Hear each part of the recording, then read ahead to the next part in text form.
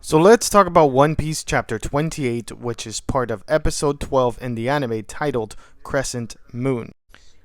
And here Clador says that something in the moon brings out the beast in him and then destroys Kaya's gift.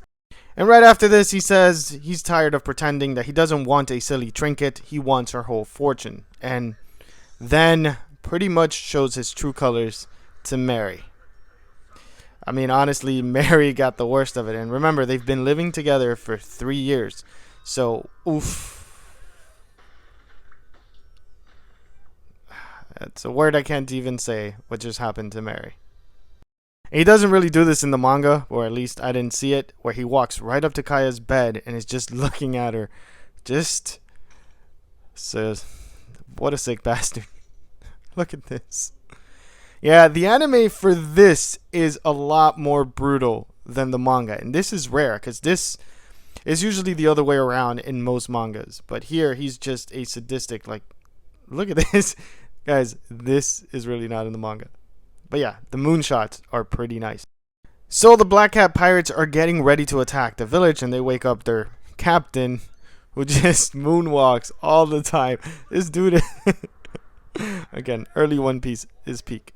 And he says the funniest thing, it's still night because I told you that morning is when the sun is out and the moon hasn't even set yet. So Django thinks that the moon sets. But again, these moonshots are so amazing in the anime. They really did well. I mean, you can't see the real colors because I'm recording a screen, but it looks really, really good. I can't imagine if they would have done this with the current Wano animation. Set sail. So they're ready. But look at this. This is what I wanted to show you. Another moonshot. Like, the animators know that that looks good, so they kept doing it. So the Straw Hats choose to join Usopp because he's brave, and they're setting up a trap. They're putting oil on the slope, and then they're going to attack the unsuspecting pirates once they land. But there is one big issue. Usopp miscalculated which port they were going to land in. And they're actually in the south part of the island, and the pirates are going to land on the north. The dawn finally arrives, and the pirates are getting ready to attack. And I'm not going to lie, this ship looks pretty cool. Like, this is a badass ship. Even in early One Piece, I mean, it rivals kind of Shanks and Rogers. I'm not saying that it can sail like that, but you get what I'm saying. It's huge. It's a big ship, and it definitely represents the Black Cats perfectly. And see, interesting enough, it's the exact same shore that Luffy and the Straw Hats landed in. And by the way, Django is voiced by Mr. 2 as well. They sound very similar. See, the Straw Hats are waiting for them, but they're not showing up. But then Nami hears something in the north side. And this is also a really nice shot of the first 4 Straw Hats, to be honest. Like, One Piece Appreciation Day, I guess. So Nami slips in the oil and drags Zoro with her, while Luffy and Usopp just kind of sprinted off. And Usopp is even impressed at how fast Luffy is. I'll see, look, Nami just walked over Zoro. And in the manga, Zoro says he's going to kill her one day.